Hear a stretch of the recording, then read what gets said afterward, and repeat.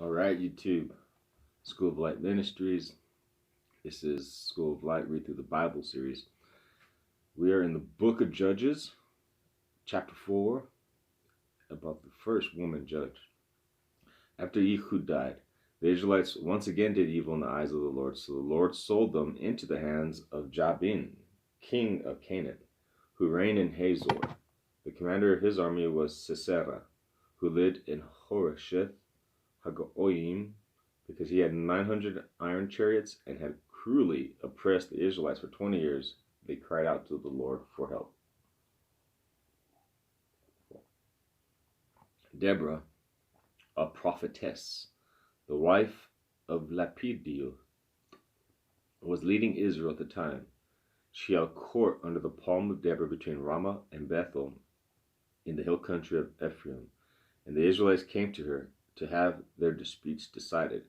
She sent for Barak, son of Abinoam, from Kadesh and Naphtali, and said to him, "The Lord, the God of Israel, commands you, go, take with you 10,000 men of Naphtali and Zebulun, and lead the way to Mount Tabor. I will lure Sisera, the commander of Jabin's army, with his chariots and his troops to the Kishon River, and give him into your hands." Barak said to her, "If you go with me, I will go, but if you don't go with me, I won't go." "Very well," Deborah said, "I will go with you, but because of the way you are going about this, the honor will not be yours, for the Lord will hand Sisera over to a woman." So Deborah went out with Barak to Kadesh, where he summoned Zebulun and Naphtali. 10,000 men followed him, and Deborah also went with him.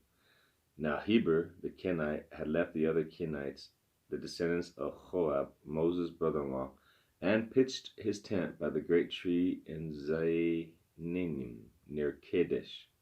When they told Sisera that Barak, son of Abinoam, had gone up to Mount Tabor, Sisera gathered together his 900 iron chariots and all the men with him from Heshoreth Hagoyim to the Kishon River.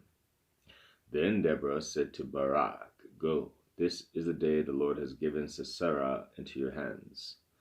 Has not the Lord gone ahead of you?" So Barak went down to Mount Tabor, followed by 10,000 men. At Barak's advance, the Lord routed Sisera and all his chariot army by the sword. And Sisera abandoned his chariot and fled on foot. But Barak pursued the chariots and army as far as Heroshet Hagoyim, and all the troops of Sisera fell by the sword, and no man was left.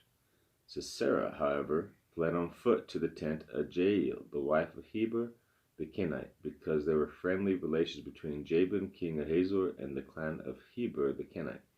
Jael went out to meet Sisera and said to him, "Come, my lord, come right in. Don't be afraid." So he entered her tent, and she put a covering over him. "I'm thirsty," he said. "Please give me some water to drink." She opened a skin of milk, gave him a drink, and covered him up.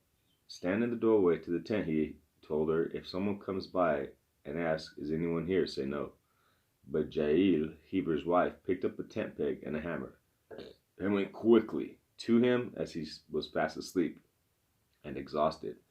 She drove the peg through the temple of his head into the ground, and he died. Barak came about in pursuit of Sisera, and Jael went out to meet him.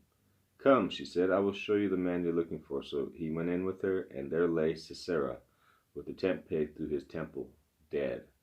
On that day God subdued Jabin the Canaanite king before the Israelites, and the hand of the Israelites grew stronger and stronger against Jabin the Canaanite until they destroyed him.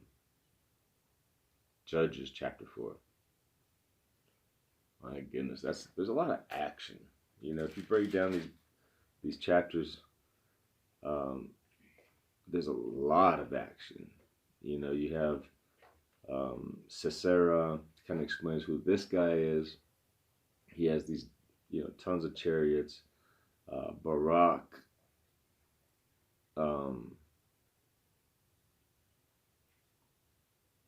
and the details. The details really so much in just one little chapter.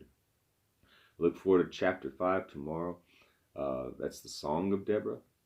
And it's a wild, not wild, but it's a very long song. 31 different verses. And it doesn't look like the kind of songs we're used to with choruses where they repeat the same chorus.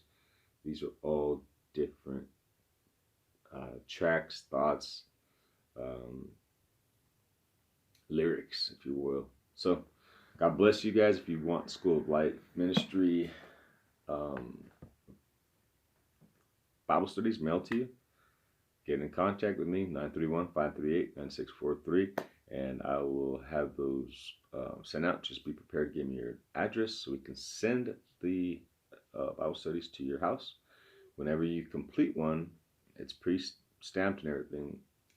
Send it to, drop it in the mail, it comes back to us, and we grade it, we record it, we send you the next in the series. Once you finish enough of those, or once you complete each series, we send you a certificate of completion, and enough certificate of completions and some courses will yield college credit for those who would be interested in that, and those who doesn't matter with the college or not. The biggest takeaway from studying God's Word is you're studying God's Word, period. You know, you got some wonderful ancient stories that the Holy Spirit had revealed to people that is still here today and is in its pretty much untouched form, unchanged form. So thank God for that. God bless everybody. Have a good day and a good week.